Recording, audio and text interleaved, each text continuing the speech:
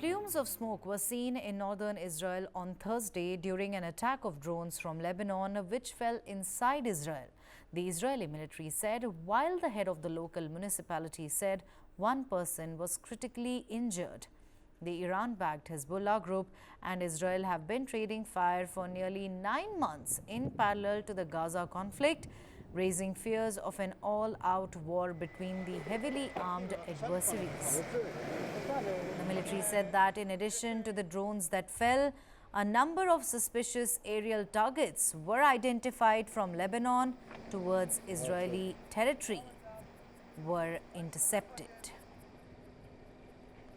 Tensions rise at Israel's northern border. There now, in the latest, plumes of smoke were seen in northern Israel during an attack of drones from Lebanon, which fell inside Israel.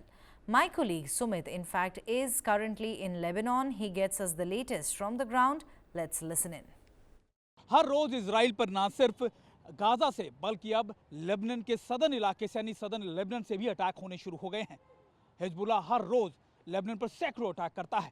आज भी करीबन 100 से ज़्यादा कहा जा रहा है कि मिसाइलें और ड्रोन की मदद से सदर्न लेबनान से इजराइल के इलाकों में अटैक किए गए, खासतौर पर गैली के इलाकों में। और ये इसलिए इंपॉर्टेंट है क्योंकि कल ही जो इजराइल के चीफ ऑफ स्टाफ है वो इस इलाके में पहुंचे थे लगातार मनोबल बढ़ाने के लिए और स्ट्रेटजी जानने के लिए, और एक दिन बाद ही हिजबुल्लाह ने इन इलाकों में अटैक कर दिया। और ऐसा पहली बार नहीं है कि हिजबुल्लाह ने ऐसा किया हो। इससे पहले भी नेतन्याहू जब नॉर्दर्न पार्ट्स में अपने गए थे, अपने इजराइल के नॉर्दर्न पार्ट्स में गए थे, अपने ट्रूप से मिले थे, अपने सोल्जर से मिले थे, और उसके बाद उनके डिफेंस मिनिस्टर गए थे, उसके बाद भी हिजबुल्लाह ने इसी तरीके के अटैक किए गए थे। खास बात यह कि इजराइल जो है वो अब तक लगातार ये सोच रहा था कि हिजबुल्लाह शायद उस पर अटैक इतने घातक ना हो, लेकिन अब हिजबुल्लाह ने अपनी स्ट्रैटेजीज को बहुत तेज़ी से बदल लिया है और माना यह जा रहा है कि अब इजराइल के लिए बड़ा खतरा गाजा की जगह हिजबुल्लाह हो गया है। यही वजह है कि आने वाले वक्त में माना ही जा रहा है कि इजराइल सदर्न लेबनान के अंदर बड़े अटैक को अंजाम दे सकता है।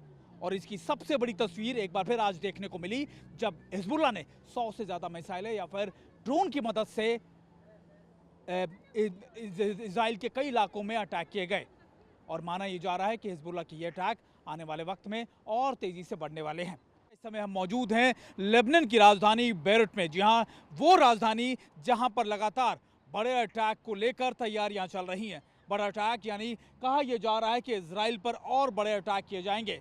दरअसल जब से इजराइल और हमास की जंग शुरू हुई है तब से ही लगातार करीबन 8 महीने के वक्त के बाद अब लगातार गाजा को छोड़कर अब एक और नया एपिसेंटर तैयार हो चुका है जिसका नाम है इस समय लेबनान और बेरूट ही उसकी राजधानी, और करीबन 550 से ज़्यादा किलोमीटर दूर मौजूद इजराइल से करीबन 550 किलोमीटर दूर मौजूद इस राजधानी में लगातार इजराइल को लेकर कई बातें चल रही हैं। कहा जा रहा है कि अगर अब जंग शुरू हुई या फिर हिजबुल्लाह और इजराइल के बीच में जंग शुरू हुई तो फिर ये निश्चित तौर पर एक नए विश्व युद्ध का आगाज होगा। एक ऐसा एपिसेंटर बनेगा जहां पर ना सिर्फ इजराइल और लेबनान जंग में होंगे बल्कि पूरा मिडल ईस्ट इस समय जंग में कूद पड़ेगा। और TV9 भारतवर्ष इस समय मौजूद है उसी एपिसेंटर में जहां से हम आपको पल पल की जानकारियां दे रहे हैं। हर रोज, हर मिनट, हर घंटे लगातार यहां पे समीकरण बदल रहे हैं, चीज़ें बदल रही हैं, और यही वजह है TV9 भारतवर्ष यहां पर मौजूद है और आपको बताएगा कि आखिरकार इस जंग के मैदान में अब लेबनान के आ जाने के बाद या फिर हिजबुल्लाह के बहुत ज़्यादा एक्टिव हो जाने के बाद क्या परिस्थितियाँ होने लगी हैं।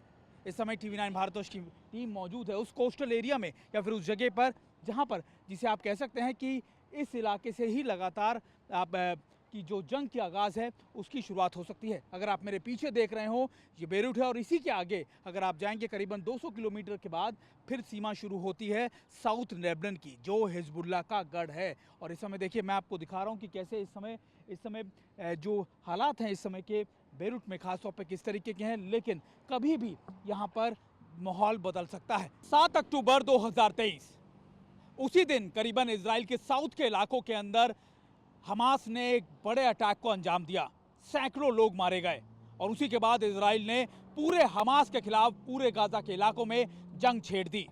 8 महीने से ज़्यादा का वक्त हो चला है लेकिन जंग रुकने का नाम नहीं ले रही और ना ही इजराइल ने हमास का खात्मा कर पाया है।